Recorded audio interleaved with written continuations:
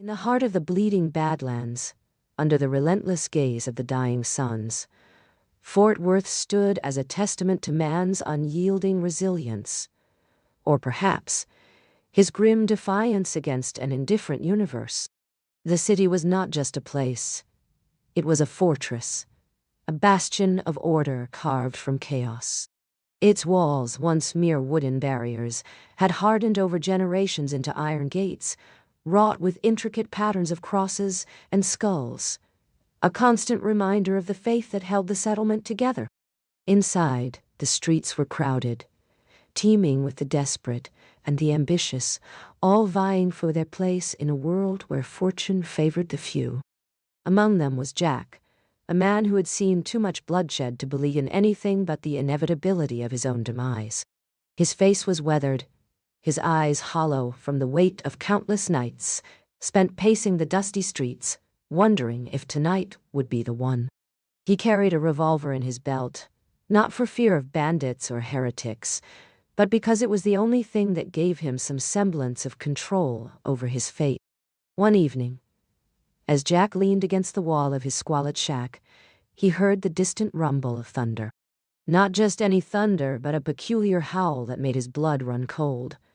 A sound that signaled the approach of the undead. The risen hordes were coming. He could feel their presence in the air, like a tide of malevolence surging towards him. Jack's heart pounded, not with fear, but with a hollow certainty that tonight would be different. Tonight he would meet his end, and perhaps finally find some measure of peace. As night fell, the shadows grew longer, and the howl echoed louder. Jack knew it was time. He took one last glance at the shack, his home, his prison, and turned towards the gate. The air was thick with the scent of decay, and he could see the faint glow of torches flickering in the distance, marking the path of the risen hordes. They were a horde, mindless and relentless, their eyes empty sockets that glowed like coals in the darkness. Jack felt no pity for them. Instead, he saw only the inevitability of their fate, entwined with his own. As he stepped out into the night, the gate creaked open, revealing a world both familiar and alien. The streets were quiet, save for the distant cries of the risen hordes. Their voices a mixture of wailing and growling, a cacophony of death. Jack moved through the shadows, his revolver at the ready, but he knew it would not be enough. These were not men like him. These were the walking dead, driven by some primal instinct to destroy all that stood in their way. He came across a group of the risen hordes, their bodies twisted and grotesque, their faces eaten away by decay. They lunged at him, fangs bared, but Jack fired quickly, his bullets tearing through their flesh like needles. The horde howled in pain, but it only seemed to fuel them, driving them forward with a relentless fury. Jack stumbled backward, his feet slipping on the blood-soaked cobblestones, but he refused to give up. He was a man who had nothing left to lose, and so he fought with the desperation of one who knows that death is not just an end, but perhaps the only certainty in this fractured world. As the night wore on, Jack realized that the horde was not just a threat. It was also a mirror, reflecting his own mortality. He saw himself among them, his body degraded, his mind lost to the darkness. But he knew what separated him from them.